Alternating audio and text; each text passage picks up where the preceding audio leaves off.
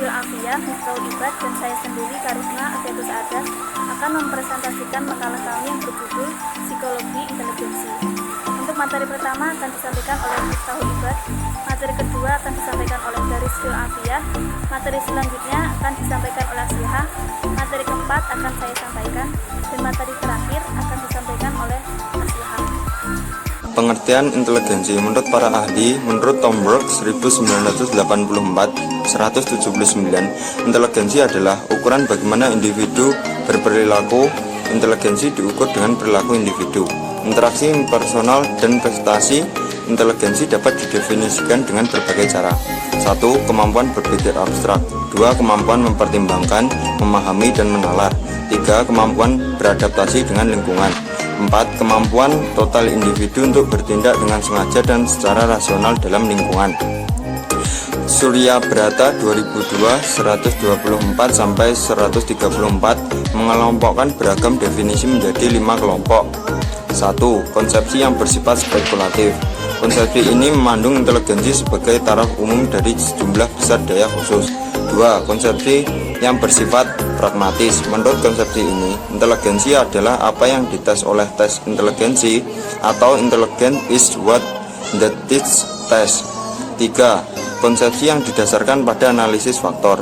Menurut konsepsi ini, penyelidik dan pencarian sifat hakikat inteligensi harus mempergunakan teknik analisis faktor.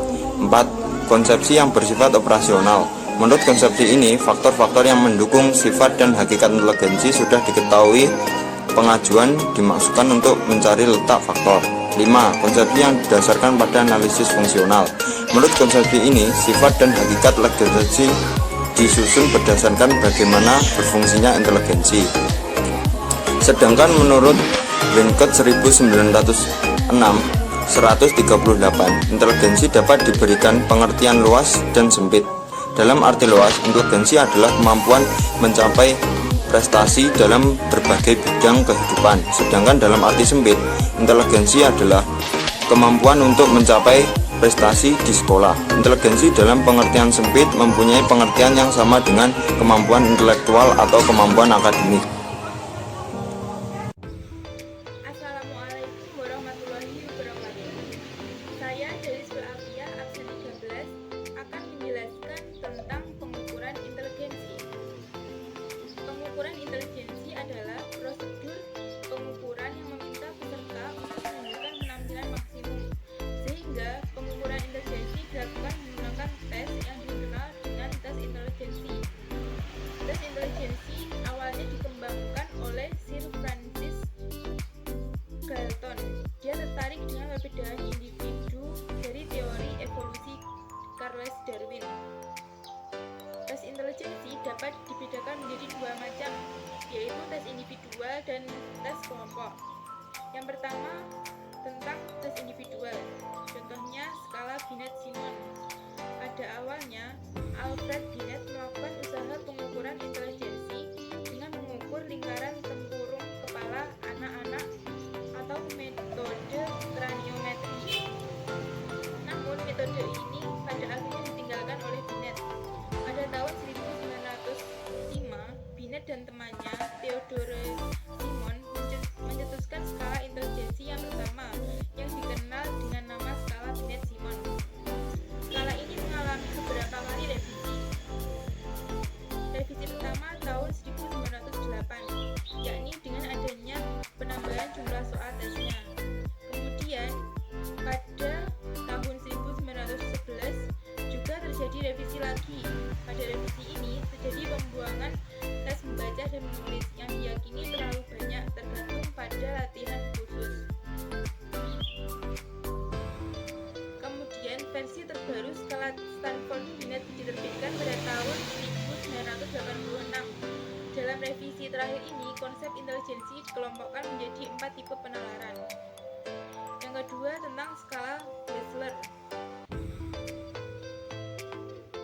Tes skala Wechsler tersebut terbit pada tahun 1939 dan dinamai Wechsler-Bellevue Intelligence Scale. Disebut juga skala WB. Alasan Wechsler mengembangkan skala WP adalah kenyataan bahwa tes intelijensi yang digunakan untuk orang dewasa saat itu hanya merupakan perluasan dari tes intelijensi untuk anak-anak dengan menambahkan soal yang sejenis yang lebih sukar. Revisi skala WP yang dinamai WIS-CR diterbitkan tahun 1974 yang dimaksudkan untuk mengukur intelijensi anak-anak usia 6 sampai dengan 16 tahun. Yang kedua, tentang tes intelijensi kelompok. Contohnya yaitu tes Army ALPA. Tes Army ALPA ini dikembangkan oleh Robert Yerkes dan 6 teman lainnya untuk mengevaluasi banyak rekrutmen militer Amerika Serikat selama Perang Dunia ke-1.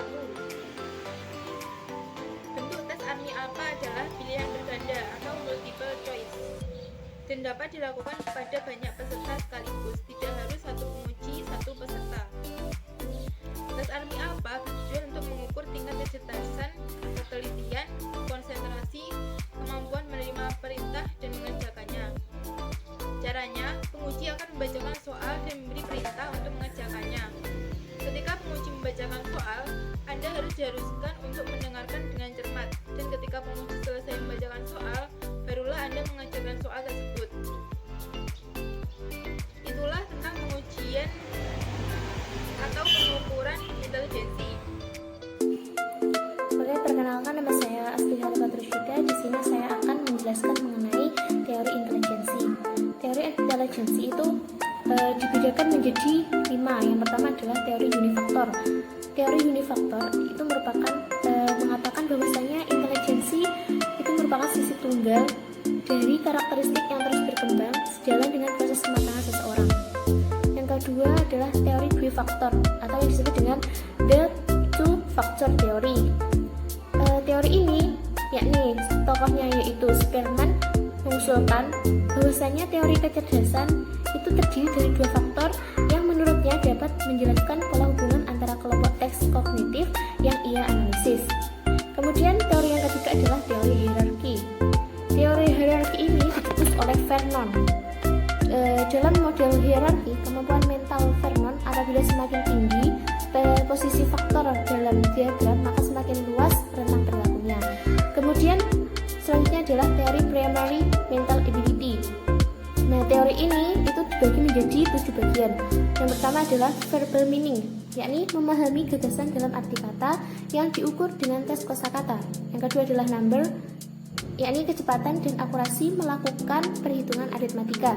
Kemudian yang ketiga adalah space, yakni kemampuan visualisasi, hubungannya berbentuk dalam 3 dimensi, seperti dalam mengenali gambar dalam orientasi berbeda. Kemudian yang keempat adalah perceptual speed, yakni kemampuan untuk membedakan detail visual serta menetapkan persamaan dan perbedaan antara objek dalam gambar secara cepat. Kemudian yang kelima ada word fluency, yakni kecepatan dalam memikirkan kata-kata seperti dalam membaca puisi atau dalam memecahkan anagram. Kemudian nomor 6 adalah memori, yakni kemampuan untuk menghafal kata-kata, angka, huruf, dan sejenisnya dengan inductive questioning, cara menulis. Kemudian yang nomor 7 adalah kemampuan untuk menurunkan aturan dan informasi yang diberikan, seperti dalam menentukan aturan dan serangkaian angka hanya sebagai dari rangkaian angka tersebut. Kemudian teori yang terakhir adalah teori multifaktor atau multifaktor teori, yakni mengatakan teori ini intelijensi itu dari hubungan-hubungan neural antara stimulus dan juga respon. Perkembangan intelijensi. Dalam pembahasan tentang perkembangan kognitif anak usia sekolah, masalah kecerdasan atau intelijensi mendapat banyak perhatian di kalangan psikolog. Hal ini adalah karena intelijensi telah dianggap sebagai suatu norma yang menentukan perkembangan kemampuan dan pencapaian optimal hasil belajar anak di sekolah. Dengan mengetahui intelijensinya, seorang anak dapat dikategorikan sebagai anak yang pandai atau cerdas, bisa dikatakan sebagai anak jenius, sedang atau bodoh, atau bisa dikatakan sebagai anak idiot. Adapun faktor yang mempengaruhi perkembangan intelijensi yaitu yang pertama, faktor bawaan atau keturunan.